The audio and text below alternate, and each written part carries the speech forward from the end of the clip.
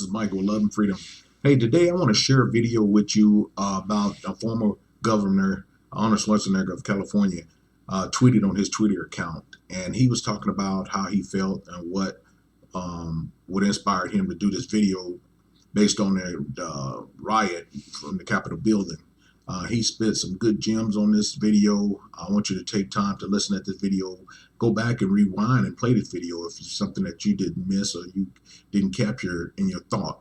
And I'm going to go ahead and play this video, but I think he really did a great job in expressing how he feel about what happened and what's going on in the United States of America. Go ahead and enjoy the video. Country, I would like to say a few words to my fellow Americans and to our friends around the world about the events of recent days. Now, I grew up in Austria. I'm very aware of Kristallnacht, or the Night of Broken Glass. It was a night of rampage against the Jews carried out in 1938 by the Nazi equivalent of the Proud Boys. Wednesday was the day of broken glass right here in the United States. The broken glass was in the windows of the United States Capitol. But the mob did not just shatter the windows of the Capitol, they shattered the ideals we took for granted.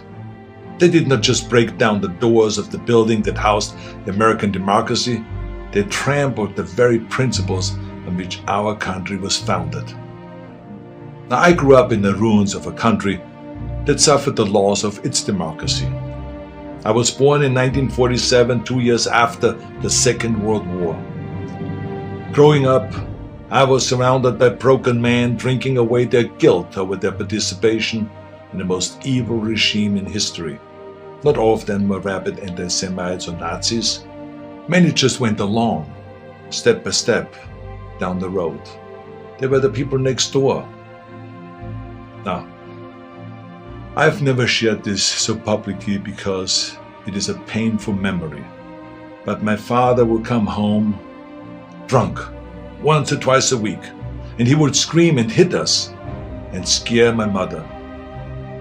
I did not hold him totally responsible because our neighbor was doing the same thing to his family, and so was the next neighbor over. I heard it with my own ears and saw it with my own eyes.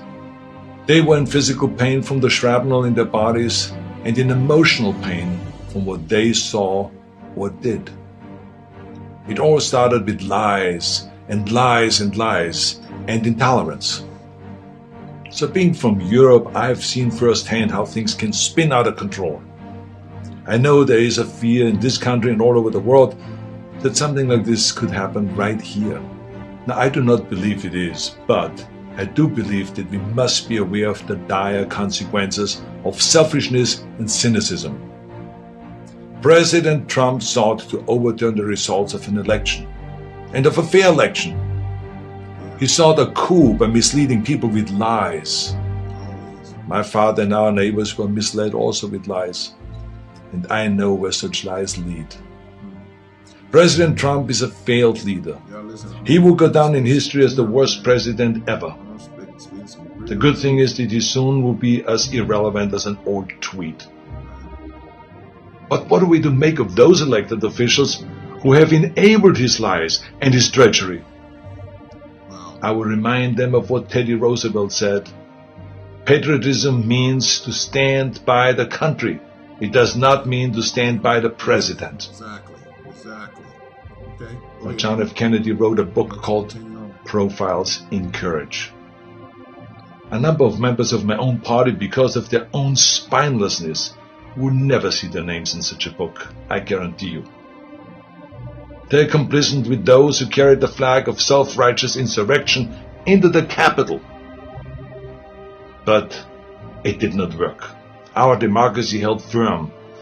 Within hours, the Senate and the House of Representatives were doing the people's business and certifying the election of President-elect Biden. What a great display of democracy. Now, I grew up Catholic. I went to church, to Catholic school. I learned the Bible and my catechism and all of this.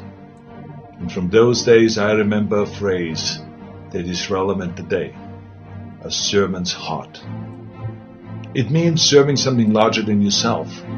See, what we need right now from our elected representatives is a public servant's heart. We need public servants that serve something larger than their own power or their own party. We need public servants who will serve higher ideals, the ideals in which this country was founded, the ideals that other countries look up to. Now, over the past few days, friends from all over the world have been calling me. Okay, you hear what he just said. I'm gonna cut in real quick. You hear what he just said, that we need someone that shares the same heart to understand that this country was founded. Not that this, I mean, it was founded, but it wasn't founded by the way they say it was founded. So I'm gonna let him go ahead and continue on. I just wanted to reiterate that. Y'all think about who built this, who built the United States of America, and why? How did it become so strong, and how did it become so great democracy of the country, of the world? So you got to think about that. He needs someone with a soft heart to lead this country, the United States.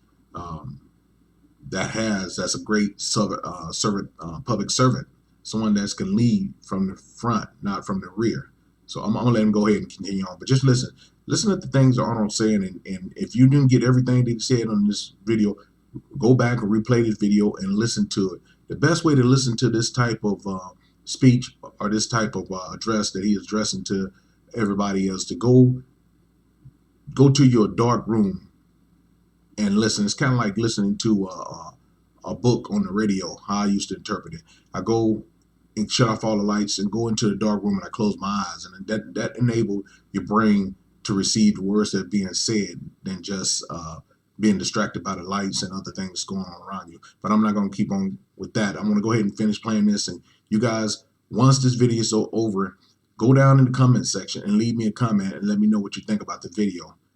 Also, like, share, and subscribe. Click that little bell so you'll be notified every time I put out a new video or every time I go live. I'm going to go ahead and continue on. Calling me distraught and worried about us as a nation.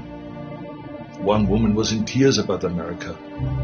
Wonderful tears of idealism about what America should be.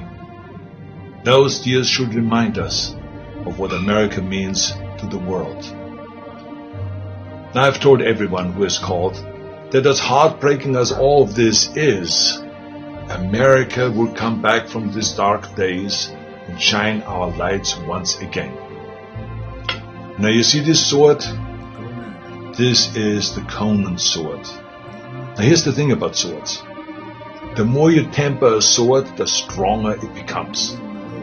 The more you pound it with a hammer and then heat it in the fire and then thrust it into the cold water and then pound it again and plunge it into the fire and into the water, the more often you do that, the stronger it becomes. I'm not telling you all this because I want you to become an expert sword maker, but our democracy is like the steel of this sword. The more it is tempered, the stronger it becomes. Our democracy has been tempered by wars, injustices, and insurrections. I believe, as shaken as we are by the events of recent days, we will come out stronger because we now understand what can be lost. We need reforms, of course, so that this never ever happens again. We need to hold accountable the people that brought us to this unforgivable point. And we need to look past ourselves, our parties and disagreements, and put our democracy first. And we need to heal together from the drama of what has just happened. We need to heal not as Republicans or as Democrats, but as Americans.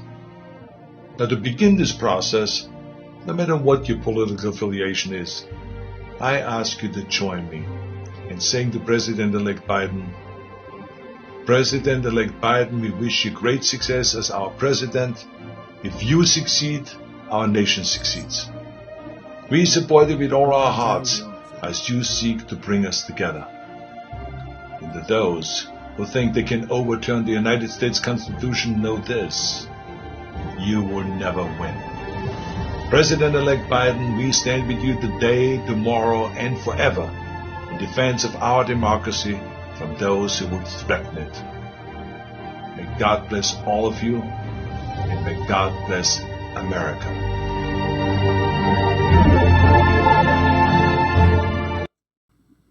Thank you for joining. It's been a pleasure as always. And to the next one. Bye now. Peace. One love.